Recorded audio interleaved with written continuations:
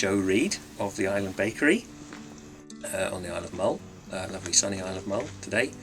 And we make, among other things, lemon melts and lots of other lovely biscuits that Abel and Cole sell for us, which is wonderful. My wife and I started off by baking bread and selling it around the island.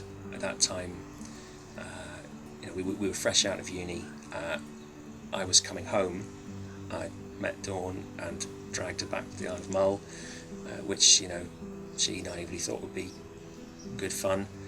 So we started baking bread, but we'd never done it before, and it was a very, very steep learning curve, not just in how to bake bread, but in what running a business was all about and involved, especially trying to run a business in a place that like Mull, which is a lovely place to live, and that's why we're here, because it's a lovely place to live, but it's a very tough place to earn a living, particularly if you're trying to sell to the local market, which of course we are with bread. In the winter, we're down to about 3,000 people on an island that is the same area as Greater London, so huge distances, not very many people. So we thought, let's make a product that we can sell further afield, has a nice long shelf life. It's as good as we can. Really takes advantage of the place and try and produce something we're proud of. And if we're happy with it, then surely other people will be, and it'll sell. So that's what we did. We started making biscuits, and a few years ago, I ended up going on Dragon's Den for a bit of fun.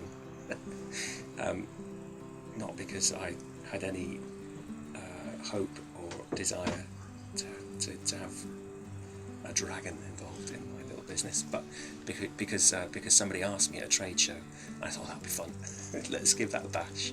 And at the time we were trying to raise the money for our new bakery. So well, okay, we've got something we can talk about, something we can pitch. But actually, I was laughed off the set pretty much for being told what a fool I was to want to build a biscuit factory on a Hebridean island. I was told to go and see a psychiatrist. There are times when I think I should have taken the advice. But it's working out okay at the moment. We have to, although in practical terms, it's a silly place to run a manufacturing business. It's where I want to live, and once you know where you want to live and where you want to carry out your business, then you have to find what it is that's special about the place, and for a product like ours, try to make the most of that. And for us, that's renewable energy, which is something that Mull has in abundance. So there are no wheat fields surrounding the bakery. There are no rivers of chocolate and lemon groves and all the other stuff that you might need to make a nice biscuit. But it rains a hell of a lot, and it's quite windy sometimes. Not today. So there's lots of renewable energy. So all our electricity comes from a wind turbine and also a hydroelectric scheme on a river that runs just past the bakery.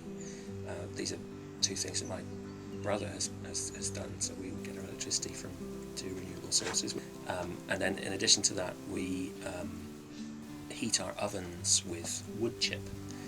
The other thing that Mull has is lots of commercial conifer plantations, pretty low-grade wood that goes away for furniture making, paper, chipboard, that sort of thing. And there's a lot of waste wood that's uneconomic to ship off the island. And we buy some of that, and we heat our ovens with it. Our carbon-neutral wood-fired ovens give a nice slow radiant heat, which hopefully comes through the product.